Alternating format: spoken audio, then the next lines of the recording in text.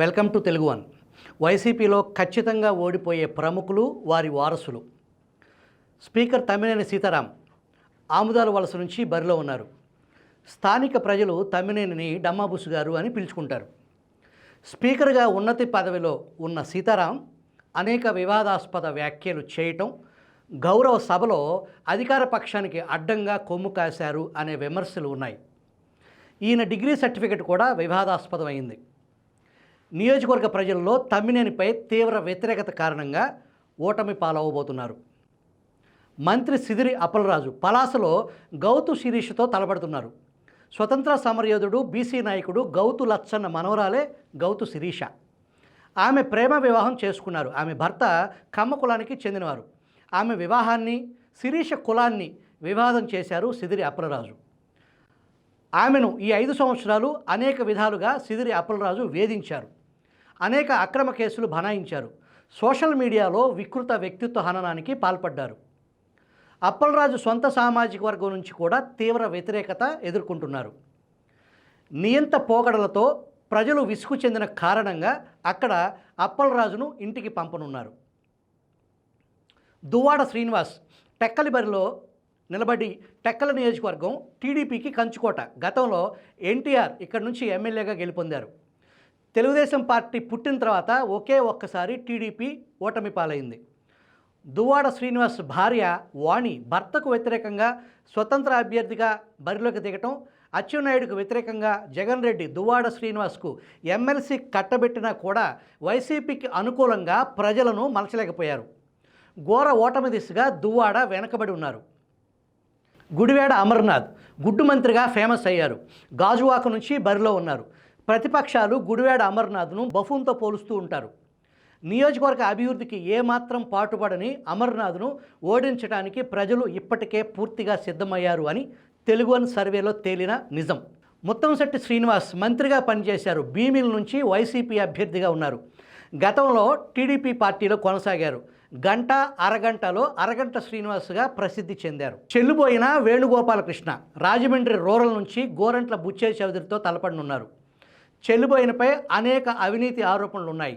బుచ్చయ్య చౌదరి గెలుపు నల్లేరు మీద నడకే అని మా సర్వేలో తేలింది. మార్గాని భరత్ రాజమండ్రి సిటీ నుంచి బరిలో ఉన్నారు. టిక్ టాక్ స్టార్గా ప్రసిద్ధి చెందారు. రాజమండ్రి ప్రజలు ఈ కళాకారుణ్ణి గుర్తించలేదని మా సర్వేలో తేలింది. ఆళ్ల నాని ఏలూరు నుంచి ఎన్నికల బరిలో ఉన్నారు. గతంలో ఆరోగ్య శాఖ మంత్రిగా పనిచేశారు. ఈయన గారు మంత్రి అన్న సంగతి ప్రజలకు తెలియకపోవటం, ఆయన చేసిన అభివృద్ధి జీరో కావటంతో నాని ఇంటికే అని సర్వేలో తేలింది. వల్లభనేని వంశీ గన్నవరం నుంచి వైసీపీ అభ్యర్థిగా బరిలో నిలబడ్డారు. నియోజకవర్గంలో అక్రమ మట్టి మైనింగ్ దోపిడీ. టీడీపీ పార్టీలో గెలిచి వైసీపీలోకి జంపు జిలాని. వంశీపై వ్యక్తిగతంగా తీవ్ర వ్యతిరేకత ఉంది. టీడీపీ తరపున యార్లగడ్డ వెంకట్రావు వంశీతో తలపడుతున్నారు. వంశీపై వ్యతిరేకత కారణంగా వెంకట్రావు ఇక్కడ విజయం సాధిస్తున్నారు. వంశీ ఓడిపోవటానికి ప్రధాన కారణం టీడీపీ అధినేత చంద్రబాబు సతీమణి నారా భువనేశ్వరిపై అత్యంత అనుచిత వ్యాఖ్యలు చేయటం ప్రధాన కారణం. ఈ విషయంపై వంశీ క్షమాపణలు కోరినా కూడా ప్రజలు వల్లభనేని వంశీ రాజకీయ జీవితం ముగిసిపోయింది అని చెప్పుకుంటున్నారు. కొడాలి నాని బూతుల మంత్రిగా ప్రసిద్ధి చెందారు. వైసీపీ అధిష్టానం మేరకు టీవీల్లో బూతులతో విరుచుకుపడటం ఆయన ప్రత్యేకత.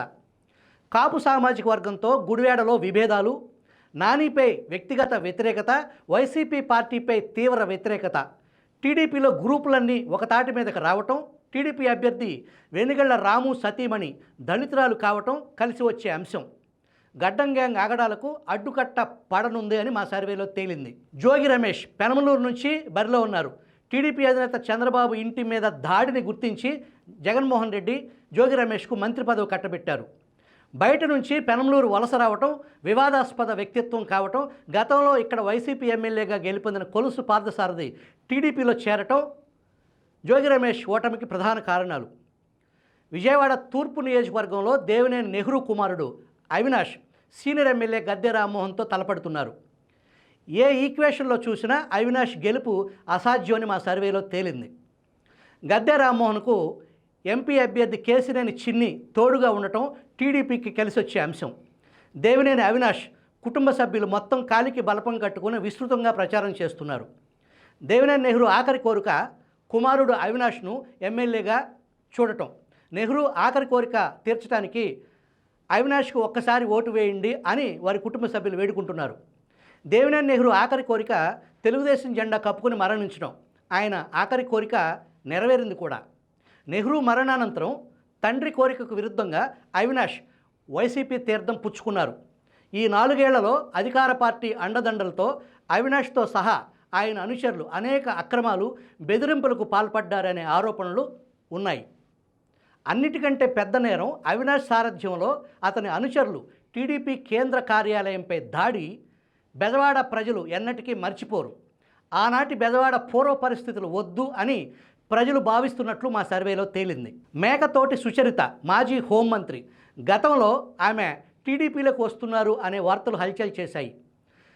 తాడికొండ నియోజకవర్గం ఆంధ్రప్రదేశ్ రాజధాని అమరావతిలో అంతర్భాగం కావటం, గతంలో టీడీపీలో గ్రూపు తగాదాలు ఇప్పుడు ఏకతాటి మీద నిలబడి జగన్మోహన్ రెడ్డి 3 రాజధానుల డ్రామాతో ఈ ప్రాంత వాసులకు జగన్ నైజం అర్థమైంది.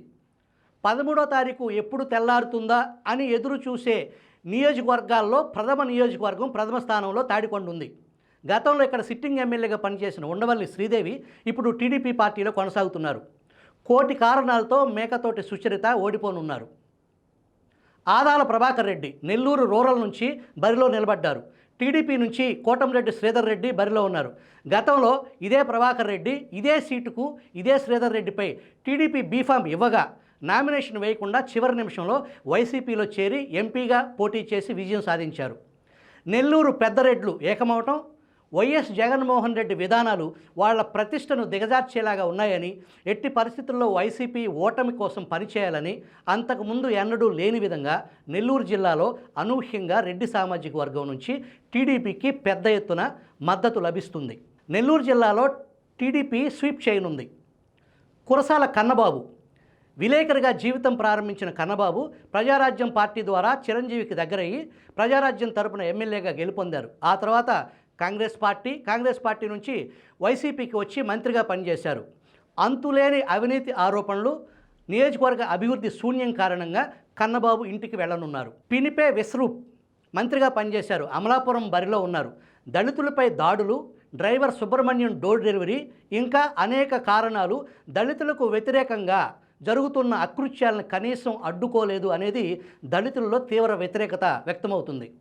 కోనసీమలో కాపులకు దళితులకు మధ్య వైసీపీ చిచ్చుబెట్టింది. ఆయా కారణాలుగా మంత్రి విశ్వరూప్ ఓటమి పాలు కానున్నారు. ఆర్కే రోజారెడ్డి నగరి బరిలో ఉన్నారు. టూరిజం మంత్రి అంటే ఆమె కుటుంబం మాత్రమే ప్రభుత్వం సొమ్ముతో ప్రపంచ యాత్ర చేయవచ్చు అని ప్రజలకు తెలియజేశారు. పెద్దిరెడ్డి రామచంద్రారెడ్డితో పొసగకపోవటం, నియోజకవర్గ రోడ్లపై ఒక్క గుంట పూడ్చకపోవటం, ప్రభుత్వ తీవ్ర వ్యతిరేకత సునామీలో రోజా కొట్టుకుపోవటం ఖాయం అని తేలింది. అంబటి రాంబాబు సత్తెనపల్లి బరిలో పోటీలో ఉన్నారు. రాంబాబు సామాజిక వర్గానికి చెందిన సీనియర్ రాజకీయ నాయకులు కన్నా లక్ష్మీనారాయణతో తలపడనున్నారు. సంబరాల రాంబాబుగా అరగంటలో గంట మంత్రిగా ప్రసిద్ధి చెందారు. సాగునీటి మంత్రిగా ఆయన సమాధానం మీకు మతిపోతుంది. పోలవరం ఎప్పుడు పూర్తవుతుంది అని విలేకరులు ప్రశ్నించగా నేనేమైనా జ్యోతిష్కున్నా అని సమాధానం చెప్పారు. కూటమి దెబ్బకు అంబడి అబ్బా అనటం ఖాయంగా కనిపిస్తుంది. బాలినేని శ్రీనివాసరెడ్డి ఒంగోలు బరిలో ఉన్నారు. ఒక దశలో టీడీపీలో చేరటం దాదాపు ఖాయమని వార్తలు వచ్చాయి. తాడేపల్లి ప్యాలెస్పై వాసు విమర్శలు ఎక్కుపెట్టారు. జగన్ బాబాయ్ వైవి సుబ్బారెడ్డితో వైరం, తాడేపల్లిలో అనేక మార్లు పంచాయతీ జరిగింది. జగన్కు వాసు బంధువు అవటం వలన ఆ కారణంగా రాజీపడి ఎన్నికల బరిలో నిలబడ్డారు. ఒంగోలులో టీడీపీ పార్టీ బలంగా ఉండటం, కూటమితో టీడీపీ మరింత బలపడటం, ప్రభుత్వ వ్యతిరేకత, మాగుంట శ్రీనివాసరెడ్డి టీడీపీ తీర్థం పుచ్చుకోవటం వాసు ఓటమికి ప్రధాన కారణాలు. వంగ గీత పిఠాపురం బరిలో జనసేనాని పవన్ కళ్యాణ్తో తలపడుతున్నారు. వైసీపీ ఎన్ని కుయుక్తులు పన్నినా జనసేనాని గెలుపు నల్లేరు మీద నడకే. టీడీపీ బలంగా ఉండటం, కాపు సామాజిక వర్గం మొత్తం జనసేనకు జై కొట్టడం, వంగా గీత గెలుపు కనుచూపు మేర లేదు అనేది పిఠాపురం గ్రౌండ్ రిపోర్ట్. గ్రంథి శ్రీనివాస్ భీమవరం నుంచి బరిలో ఉన్నారు. గత ఎన్నికల్లో జనసేనాని పవన్ కళ్యాణ్ ఓడించారు. గంధి శ్రీనివాస్ రౌడీయిజం, భూ ఆక్రమణలతో భీమవరం ప్రజలు విసుగు చెందారు. అక్రమార్జన గుట్టలు పోగేశారు. జగన్ రెడ్డి ప్యాలెస్ తరహా ప్యాలెస్ను భీమవరంలో ఆయన నిర్మించారు. వ్యక్తిగత వ్యతిరేకత, వైసీపీ వ్యతిరేకతతో గంధి శ్రీనివాస్ గోదాట్లో మునగటం ఖాయం. తోట త్రిమూర్తులు మండపేట బరిలో ఉన్నారు. కొద్ది రోజుల క్రితం దళితుల శిరోమణనం కేసులో శిక్ష పడటం, అప్పీలుకు వెళ్లటం జరిగింది. కోర్టు తీర్పుతో పాటు ప్రభుత్వ వ్యతిరేకత, 7 డోర్ డెలివరీ చేసిన అనంతబాబుతో అంటగాగటం, అనేక అవినీతి ఆరోపణల కారణంగా త్రిమూర్తి తోటలో పూలు వాడిపోనున్నాయి. కారుమూరి నాగేశ్వరరావు సివిల్ సప్లై మంత్రిగా అక్రమ రైస్ మిల్లర్లకు అండగా రాష్ట్ర వ్యాప్తంగా పేదల బియ్యం రీసైకిల్ చేసే ముఠాకు నాయకుడిగా వేల కోట్ల అక్రమార్జన పోగేశారని తీవ్ర ఆరోపణలు ఉన్నాయి. దానికి అదనంగా ప్రభుత్వంపై తీవ్ర వ్యతిరేకత కారణంగా పేదల బియ్యం మంత్రి కుర్చీ కదలిపోనుంది. విడుదల రజని గుంటూరు వెస్ట్ నుంచి బరిలో ఉన్నారు. తొలుత తెలుగుదేశం పార్టీలో చంద్రబాబు నాటిన ఐటీ మొక్కను అని గతంలో గొంతు చిరిగేలా అరిచారు. టిక్కెట్ రాని కారణంగా తర్వాత వైసీపీకి వచ్చి అక్కడి నుంచి చిలకలూరుపేటలో గెలిచి మంత్రిగా ఎదిగారు. పేటలో అనేక అక్రమాలకు పాల్పడిన రజని అక్కడైతే ఆమె ఖచ్చితంగా ఓడిపోతుంది అని వైసీపీ అంతర్గత సర్వేలో తేలటంతో గుంటూరు వెస్ట్కు వలస వచ్చారు. స్థానికురాలు కాకపోవటం ఓటీపీ వన్ టైం పొలిటీషియన్గా మిగిలిపోనున్నారు. తాజా మాజీ మంత్రిగా రజని స్థిరపడనున్నారు అని మా సర్వే తెలియజేస్తుంది. బుట్టా రేణుక ఎమ్మిగనూరు స్థానం నుంచి బరిలో ఉన్నారు. ఆమె గతంలో వైసీపీ నుంచి టీడీపీలోకి, మళ్ళీ టీడీపీ నుంచి వైసీపీలోకి జంప్ చేశారు. ఎన్నికల ప్రచారంలో జగన్ రెడ్డి ఈమెను ప్రజలకు పరిచయం చేస్తూ పేదింటి ఆవిడ అని సంబోధించారు. క్షణాల్లో సోషల్ మీడియాలో ఆమె ఎంత సంపన్నురాలో ప్రపంచానికి తెలియజేసింది. కేవలం పైసలతో రాజకీయం చేద్దాం అనుకునే బుట్టా రేణుక తట్టాబుట్ట సర్దుకోవాల్సిందే అనేది మా సర్వేలో తేలింది. వెల్లంపల్లి శ్రీనివాసరావు గతంలో మంత్రిగా పనిచేశారు. విజయవాడ వెస్ట్ నుంచి ఎమ్మెల్యేగా ఎన్నికయ్యారు. అనూహ్యంగా విజయవాడ వెస్ట్ నుంచి విజయవాడ సెంట్రల్లో వైసీపీ బరిలో నిలిపింది. వైఎస్ఆర్ పార్టీ సీనియర్ నాయకుడు మల్లాది విష్ణుని పక్కన పెట్టి మరీ వెల్లంపల్లి శ్రీనివాస్కు అవకాశం కల్పించారు.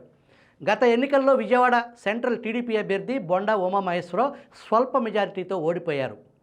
అర్బన్ ఓటర్లు టీడీపీకి పోటెత్తనున్నారు. వెల్లంపల్లి శ్రీనివాస్పై ఇంద్రకీలాద్రి కనకదుర్గ గుడిలో అనేక అక్రమ ఆరోపణలు, విజయవాడ నగరంలో వ్యాపారస్తులను బెదిరించి డబ్బులు వసూలు చేశారనేది తీవ్ర ఆరోపణలు వెల్లంపల్లిపై ఉన్నాయి. మొదటి రౌండ్లోనే ఇంటికి వెళ్ళిపోయే కేసు అని మా సర్వేలో తేలింది. బందరు కిట్టు ఓ మంచి పనోడు, రౌడీయిజం, గంజాయి, అశ్లీల ఘనాపాటి వెరసి పేర్ని కిట్టు వైసీపీకి బలమైన అభ్యర్థి అని బందరు బరిలో కొల్లు రవీంద్రపై నిలిపింది. పిల్లకాకి ఉండేలు దెబ్బ అన్న సామెతగా పుత్రోత్సాహం కారణంగా పేర్ని నాని తన కుమారుడు అసెంబ్లీలో కొరమెను లాంటి మైకు పట్టుకుని అధ్యక్ష అని అనటం చూడాలని కిట్టు తండ్రి కోరిక. ఈ ఎన్నికల తర్వాత తండ్రి కోరిక శాశ్వతంగా కోరికగానే మిగిలిపోతుంది, కానీ పేర్ని శకం ముగింపు ఈ ఎన్నికలు అని మా సర్వేలో తేలింది. సామినేని ఉదయభాను శ్రీమతి ఆధ్వర్యంలో పేదల రేషన్ బియ్యం రీసైకిల్ ముఠాకు నాయకురాలు అని ప్రజల్లో తీవ్ర చర్చ ఉంది. అమరావతి అవతలి ఒడ్డు నియోజకవర్గం జగ్గయ్యపేట ఈ 5 ఏళ్లు అభివృద్ధి శూన్యం. ప్రభుత్వ వ్యతిరేకత కారణంగా జగ్గయ్యపేట నుంచి సామినేని ఉదయభాను ఓటమి పాలు కానున్నారు. పి రవీంద్రనాథ్ రెడ్డి వైఎస్ జగన్మోహన్ రెడ్డి మేనమామ. కమలాపురం నియోజకవర్గం తాడేపల్లిలో జగన్మోహన్ రెడ్డితో భేటీ సందర్భంగా మామయ్య నీ నియోజకవర్గంలో పరిస్థితి బాగోలేదు అంటే, నీ నియోజకవర్గంలో బాగుందా పరిస్థితి, నేనేమైనా కూలీలు చేశానా అని జగన్మోహన్ రెడ్డిని ఆయన మేనమామ ప్రశ్నించారని అప్పట్లో వార్తలు వచ్చాయి. గతంలో స్వల్ప మెజారిటీతో ఓడిపోయిన నరసింహారెడ్డి ఈ ఎన్నికల్లో పుత్తా నరసింహారెడ్డి కుమారుడు చైతన్యారెడ్డి విజయకేతనం ఎగరైనున్నారు. కడప నుంచి అంజద్ బాషా ఉప ముఖ్యమంత్రిగా కడప టౌన్ నుంచి టీడీపీ అభ్యర్థి మాధవిరెడ్డిపై తలపడనున్నారు. అంజద్ బాషా ఉప ముఖ్యమంత్రిగా కొనసాగుతూ అతని తమ్ముడు కడప టౌన్లో అరాచకాలకు అడ్డు అదుపు లేదని స్థానిక వైసీపీ నేతలే వ్యాఖ్యానించడం గమనార్హం. అహ్మద్ బాషా పనితీరు గ్యాంగ్స్టర్ నయీం తరహాలో ఉందని స్థానికుల అభిప్రాయం. టీడీపీ అభ్యర్థి మాధవిరెడ్డిపై అనుచిత వ్యాఖ్యలు చేయటం అప్పట్లో దుమారం రేపింది. మాధవిరెడ్డిపై దారుణ వ్యాఖ్యలు కడప రెడ్డి సమాజాన్ని ఆలోచనలోకి నెట్టింది. అంజద్ బాషా తమ్ముడు కారణంగా ఓటమి పాలవుతున్నారు అని మా సర్వేలో తేలింది. మంత్రి ఉషశ్రీ చరణ్ 2019 ఎన్నికల్లో కళ్యాణదుర్గం నుంచి గెలుపొందారు. ఇప్పుడు అక్కడ ఆమె గెలిచే పరిస్థితి లేని కారణంగా పెనుగొండ బరిలో సవితమ్మతో పోటీ పడుతున్నారు. సోమందేంపల్లి సవిత మాజీ మంత్రి ఎస్ రామచంద్రారెడ్డి బిడ్డ. రామచంద్రారెడ్డి 1983లో తెలుగుదేశం పార్టీ నుంచి పెనుగొండ ఎమ్మెల్యేగా విజయం సాధించి మంత్రి అయ్యారు. హిందూపురం ఎంపీగా కూడా పనిచేశారు. రామచంద్రారెడ్డి కురుబ కులానికి చెందినవారు. కురుబ అంటే కర్ణాటక, తెలంగాణ, రాయలసీమలో యాదవ కులం. మరి పేరులో రెడ్డి ఏంటి అనే సందేహం మీకు వచ్చి ఉండవచ్చు.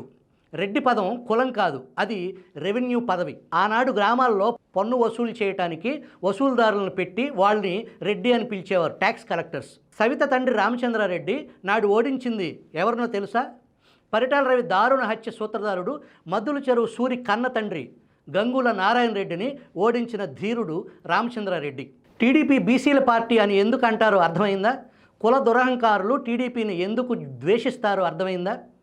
ఉమ్మడి తెలుగునాడులో నిరాధరణకు కనీస గుర్తింపు లేని అనేక బీసీ కులాలకు రాజ్యాధికారం కల్పించిన పార్టీ తెలుగుదేశం పార్టీ అనేది జగమెరిగిన సత్యం.